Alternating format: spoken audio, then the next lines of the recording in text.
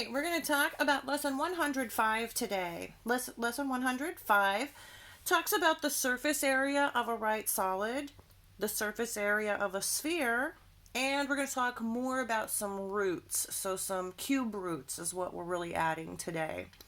So let's start with surface area. So we know that the surface area of something is the total area of the surface.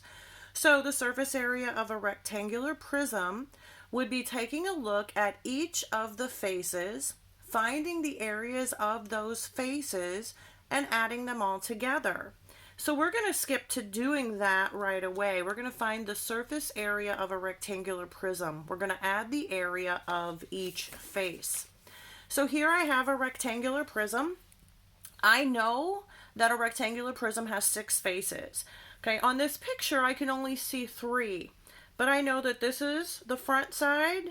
There's also one on the back. So if I find this side and multiply it by 2, then that'll cover the back side. I see this is the top. Okay, there is also a bottom that matches that. So if I find the area of the top, multiply it by 2, that's going to cover the bottom as well. And the same thing here. I have this little square on the side, or this little rectangle on the side. It would match the one on the other side. So find this one, multiply by 2, and then add those all together. So let's start with this front side right here. Okay, I can see that the length of this is an 11. What is the height here? Well, if this is a 6, this also has to be a 6. So I have an 11 by 6. So 11 times 6 is 66. Now I'm going to double that because there's another 66 on the back side. So 66 times 2, I get a 12, carry a 1, 12 plus 1, 132. Okay, so that's the first number that I'm going to have to add at the end. Okay, then I see this right here. Here's my little rectangle on the side. It is a 5 by 6. So 5 times 6 is 30. There's also one on the back side, however. So that's another 30. So 30 plus 30 is 60. That's another number I need to add at the end. Okay, then I have this top up here. Okay, let's find the measurements of the top. So this length has to be the same as this length. So this is an 11. 11 by what? This is a 5, this is a 5. So I have an 11 by 5. So the area of this top is 55.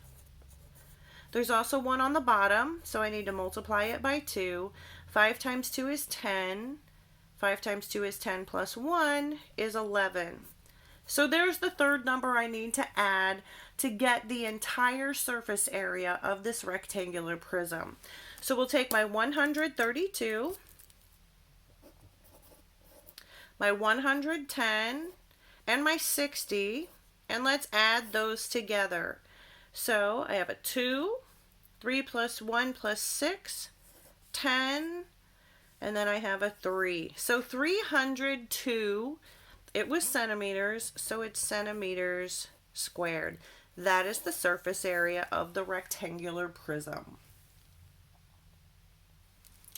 All right, back to this front sheet here. We just found the surface area of a rectangular prism. Now let's look at the surface area of a cylinder. So surface area of the cylinder, it says find the area of each circle. So we're looking at the top and the bottom of the cylinder.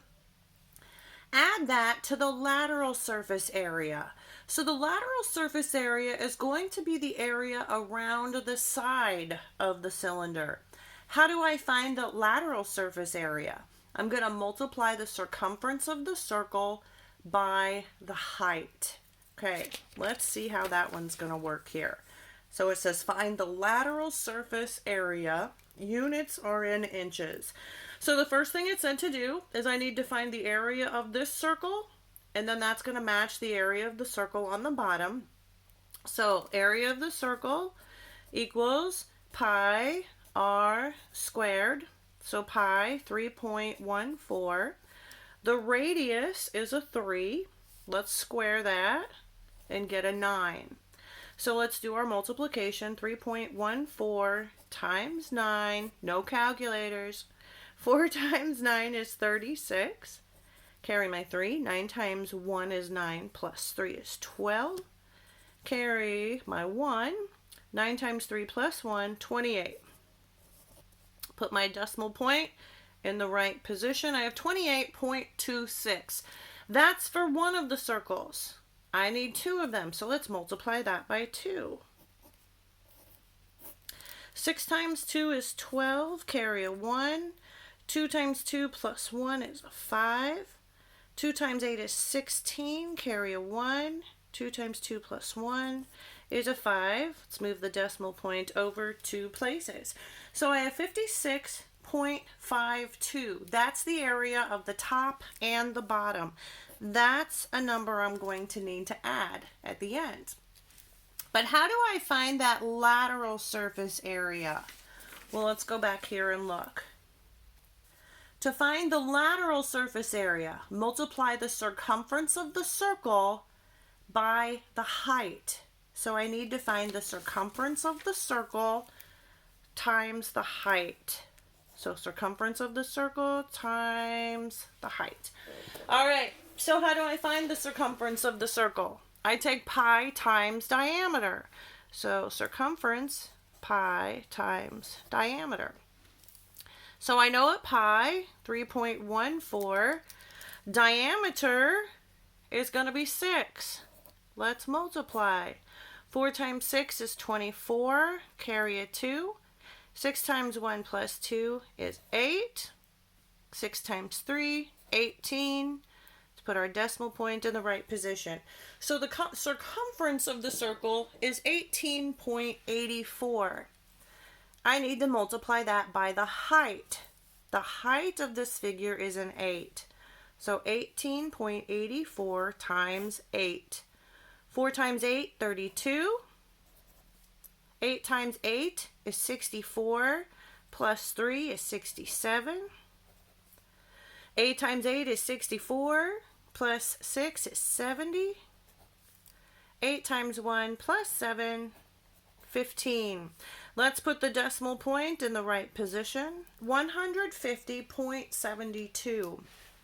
That's the lateral surface area. Okay, so I need to add that to the area of the top and the bottom. So I have 150.72 plus 56.52. So 2 plus 2 is 4. 7 plus 5 is 12. This is a 7, 10, and a 2. Bring down that decimal point. All right, so the entire surface area of this figure is going to be 207.24. It was inches squared. Now, it's always a good idea to go back and ask or look at what the question is asking you, because I just did a lot more work than I had to. This says, find the lateral surface area. I didn't have to find the total surface area. I did, unfortunately. But let's go back then. Which was the lateral surface area? That was this part where I found the circumference and multiplied it by the height. So the lateral surface area would be 150.72 inches squared. Always a good idea to go back and review what the question is asking you. You might just save yourself a little bit of work. All right, then we have the surface area of a sphere. I know Michael has been asking about this for quite some time. Here you go, Michael, and everybody else too. Surface area of a sphere, it says to multiply 4 by pi times the radius squared. So 4 pi radius squared. So pi radius squared, well, that's the area of a circle. So it says take 4 times the area of that circle. Let's see how that works. So if we have a tennis ball and we need to find the surface area of a tennis ball, this tennis ball has a diameter of 6 centimeters. Let's find the surface area and let's round the answer to the nearest square centimeter. Okay, so the diameter of the tennis ball is 6 centimeters. So remember, I'm going to take 4 times the area of the circle, which is pi r squared. So 4 times pi is 3.14 times, it tells us the diameter is 6. So what is the radius? Well, it's half of the diameter. So the radius is a 3. The radius squared then would be a 9. So I need to do this calculation, and that's going to give me the surface area of that tennis ball. So let's say 9 times 4 first. That's 36. So we'll take 3.14 times 36. 4 times 6 is 24. Carry the 2. 6 times 1 plus 2 is 8. 6 times 3 is 18. Let's put our 0. 3 times 4 is 12. Carry a 1. 3 times 1 plus 1 is a 4. 3 times 3 is a 9. Let's add those together. I get a 4 and a 10. 8, 9 plus 4 is 13. 9 plus 1 plus 1, 11. Let's put our decimal point where it belongs. 113.04. Now, let's go back. We always want to check and make sure we are answering the problem it asks for. So it's round to the nearest square centimeter. Okay, so 113.04, let's round it to the nearest centimeter or squared centimeter. It would just be 113. So 113 centimeters squared would be the area of that tennis ball with a diameter of 6 centimeters. All right, this is the last part of the lesson, and this deals with different roots. We know square roots. We've talked about square roots for quite some time. We're also going to talk about some cube roots today. Okay, so we know that the perfect square 25 actually has 2 square roots, a 5 and a negative 5. How do I know that? Well, if I take a positive 5 and I multiply it by itself, I get 25. Square root of 25 is 5. But what if I do the same thing with negative 5 and I take negative 5 times negative 5? I still get 25. So this perfect square 25 actually has 2 square roots, 5 and negative 5.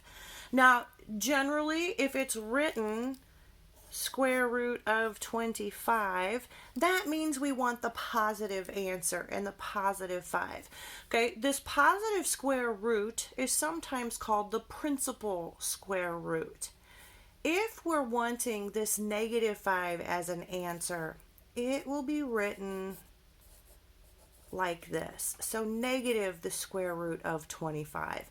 And that's to show that we're not looking for that principal square root. We're actually looking for the negative answer to that square root. But sometimes you're going to see problems that say, what are the 2 square roots of 25?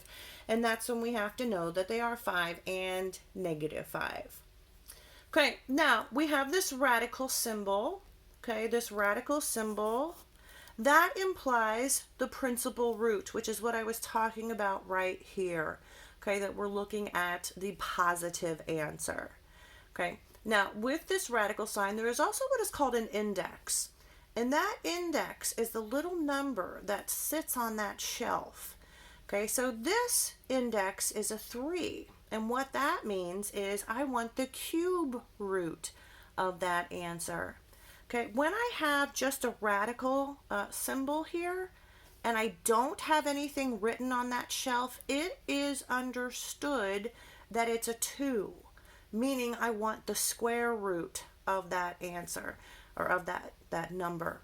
This is the cube root of that number. There are many more. There are 4th roots. There are 5th roots. Okay, so there can be many different indices that are listed within different problems. But right now we're going to take a look at the cube roots. So what a cube root means is what number used as a factor 3 times will give me this answer. Okay, so I could try some different numbers and I say, well, what if I start with a 1? 1 times 1 times 1. Does that give me an 8? No. How about a 2 times 2 times 2? Does that give me an 8?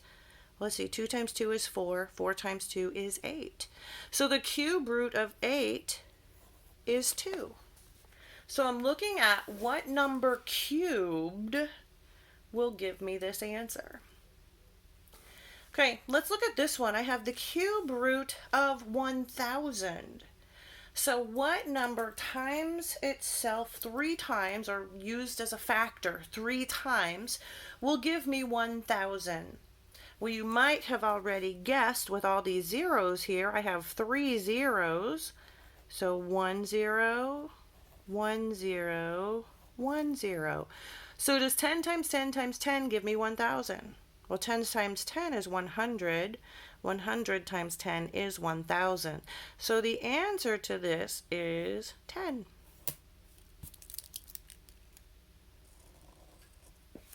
All right, and finally, I have the cube root of -8. So something cubed equals -8. Now, it can't be a positive answer, so this cannot be positive, because if it were positive, a positive times a positive times a positive gives me a positive, and this is negative. So this has to be a negative something. So we know that the cube root of 8 is 2. The cube root of -8 is -2. And we'll just double check and make sure that works. -2 times -2 times -2. Okay, -2 times -2 gives me a 4. 4 times -2 gives me -8, which is what I needed up here. So -2 is my cube root of -8. All right, enjoy lesson 105.